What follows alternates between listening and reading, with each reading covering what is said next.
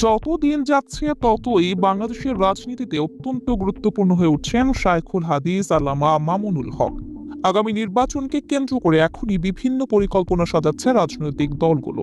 এক্ষেত্রে সামনে আসছে জোট গঠন করে নির্বাচন করার বিষয়টি। বিশেষ করে সবচেয়ে বড় রাজনৈতিক দল বিএনপির বিরুদ্ধে একত্রিত হয়ে জোট গঠন করতে পারে অন্য সব দলগুলো। বেশ কয়েক মাস ধরে ইসলামিক দলগুলোর মধ্যে ঐক্যের আলোচনা চলছে। এইসব দলের ভোটগুলো যেন এক বাক্সে আসে, এই পরিকল্পনা নিয়ে আগাচ্ছেন বিভিন্ন গুরুত্বপূর্ণ ইসলামিক দলের নেতারা। এই পরিকল্পনায় নেতৃত্ব দিচ্ছে বাংলাদেশ জামাত ইসলামী। এক্ষেত্রে বাংলাদেশ খেলাফতে মজলিসের আমির মামুনুল হককেও তাদের পাশে আশা করছে ইসলামী দলগুলো। অন্যদিকে গুঞ্জন আছে বিএনপিও চাচ্ছে আল্লামা মামুনুল হক তাদের সাথে যুক্ত হোক, কারণ আগামী দিনে সরকার গঠন করলে ডানপন্থীদের বড় সমর্থন প্রয়োজন হবে বিএনপির।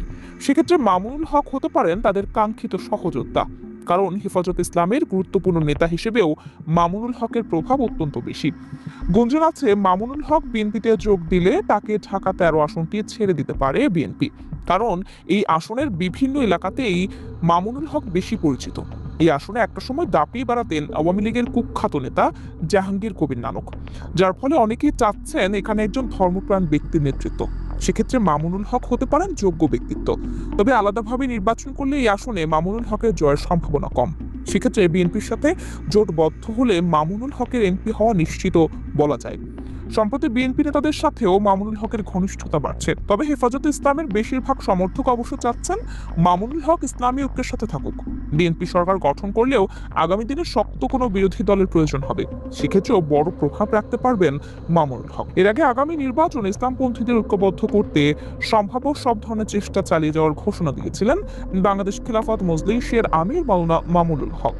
তিনি বলেছেন, বাংলাদেশ খেলাফত মজলিস আগামী নির্বাচনে যে কোনো মূল ইসলামপন্থীদের ঐক্যবদ্ধ প্ল্যাটফর্ম তৈরি করতে চায়। এই লক্ষ্যে আমরা সব রকম প্রচেষ্টা চালিয়ে যাব ইনশাআল্লাহ। বাংলাদেশ খেলাফতে মজলিস অবশ্য বেশ আগেই 300 আসনে প্রার্থী দেবার ঘোষণা দিয়ে রেখেছে, তবে অনেকেই মনে করছেন শেষ পর্যন্ত কোনো জোটবদ্ধ হবার সম্ভাবনাই বেশি। সেক্ষেত্রে বিএনপি নাকি জামাতকে বেছে নেবেন মামুনুল হক, সেটা ভবিষ্যতে বলে দেবে।